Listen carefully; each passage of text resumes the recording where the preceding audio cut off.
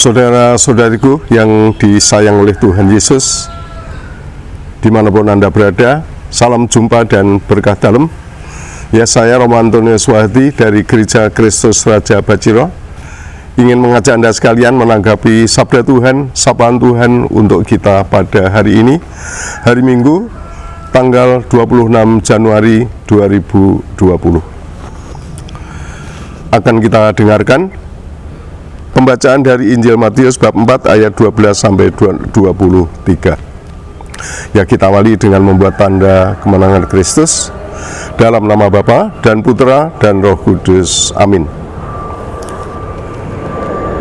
Ketika mendengar bahwa Yohanes Pembaptis telah ditangkap, Yesus menyingkir ke Galilea.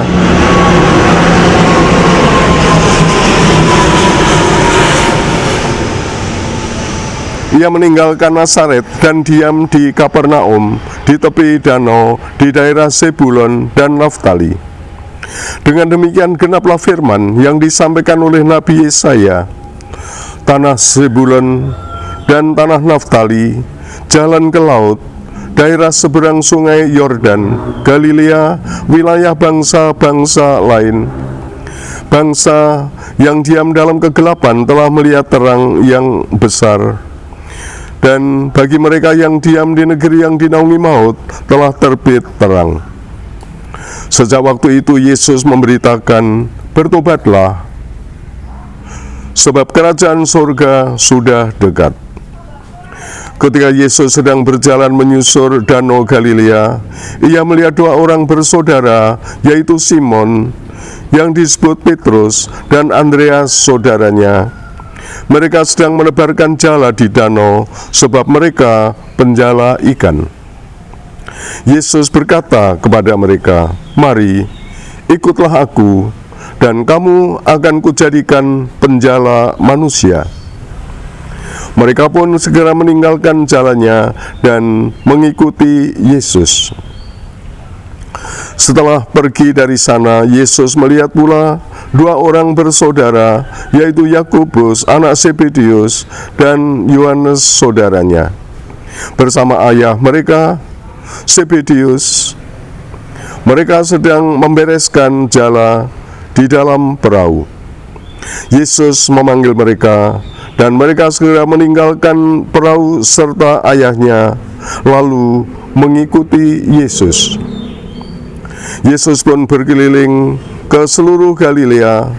Ia mengajar dalam rumah-rumah ibadat dan memberitakan Injil Kerajaan Allah, serta melenyapkan segala penyakit dan kelemahan di antara bangsa itu. Demikianlah Injil Tuhan. Terpujilah Kristus. Saudara-saudariku yang dikasihi oleh Tuhan Yesus, tadi dikatakan dalam kutipan Injil,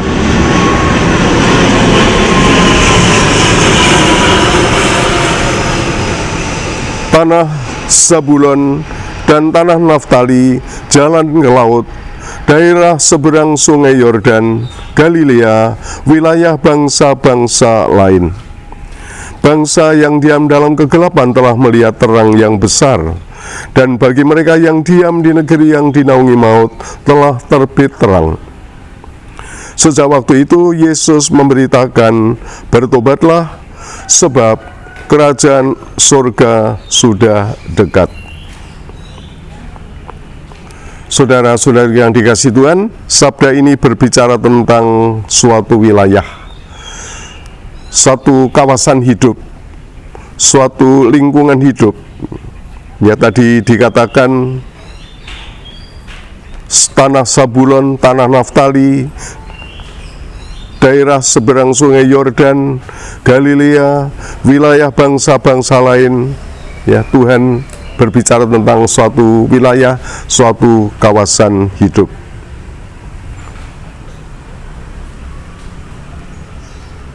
Dan di sini kita diingatkan betapa karya Tuhan itu adalah tidak hanya mengenai perseorangan, tetapi karya Tuhan itu juga mengenai suatu wilayah, pembangunan kawasan hidup, pembangunan lingkungan hidup, pembangunan masyarakat. Saudaraku yang dikasihi Tuhan, kita dipanggil untuk membangun wilayah, kita dipanggil untuk membangun kawasan, kita dipanggil untuk membangun lingkungan hidup. Ya, dan kita bersyukur kita dipersatukan oleh Tuhan di gereja kita masing-masing. Ya, kami dipersatukan di dalam paroki Bajiro di Yogyakarta. Ya, dan kami bersyukur bahwa kami boleh menghayati suatu kebersamaan yang dinamis. Kita boleh menikmati suatu kebersamaan di paroki ini sebagai paroki yang berdaya ubah, sebagai paroki yang menampakkan suatu keguyuban, kerukunan, dan kebersamaan yang dinamis. Kita bersyukur karena telah cukup banyak yang kita upayakan, ya, di dalam kebersamaan kita, di dalam pelayanan kita, seperti mengembangkan kebinekaan, mengembangkan kerukunan dengan saudara-saudara yang berkeyakinan lain, berusaha untuk membangun kerjasama dengan masyarakat sekitar. Kita berusaha untuk berkarya lewat pendidikan, mencerdaskan putra-putri kita.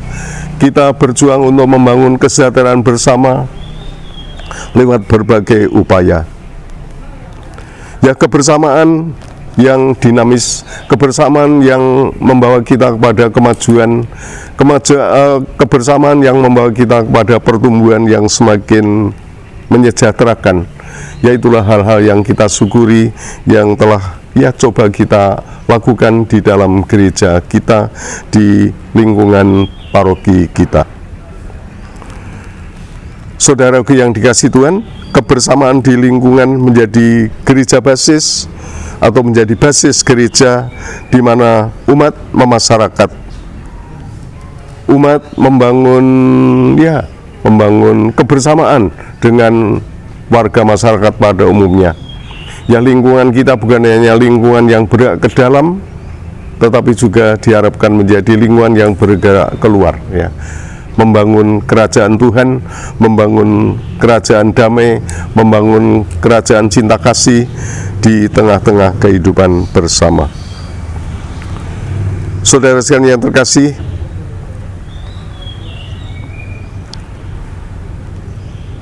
di dalam doa gereja, doa privasi tanah air, dikatakan demikian: Engkau mencurahkan kasih sayang yang besar kepada bangsa kami. Oleh kesaksian banyak orang yang berkehendak baik, Engkau menumbuhkan kesadaran kami sebagai bangsa. Engkau membimbing kami untuk membela persatuan dan kebebasan, untuk menegakkan keadilan dan mewujudkan damai, untuk membangun masyarakat yang sejahtera berdasarkan iman dan pengabdian kepadamu. Saudara sekalian yang terkasih, marilah kita menanggapi sabda Tuhan pada hari ini, ya, dengan juga membangun kesadaran bahwa kita dipanggil untuk membangun membangun hidup bersama, membangun kawasan hidup, termasuk keluarga kita. Dipanggil untuk membangun kawasan hidup, ya, di lingkungan kita masing-masing. Dan semoga kebersamaan kita, entah di lingkungan, entah di wilayah, entah di tingkat paroki, atau di tingkat apapun juga, kita senantiasa dimampukan untuk membangun kebersamaan yang ditandai dengan kasih Tuhan yang mempersatukan, kasih Tuhan yang membuat kita pelayan satu sama lain, menjadikan kita orang yang membawa berkat bagi sesama, khususnya bagi perkembangan keluarga dan lingkungan kita. Saudara sekalian yang terkasih, selamat berkarya dan Tuhan memberkati.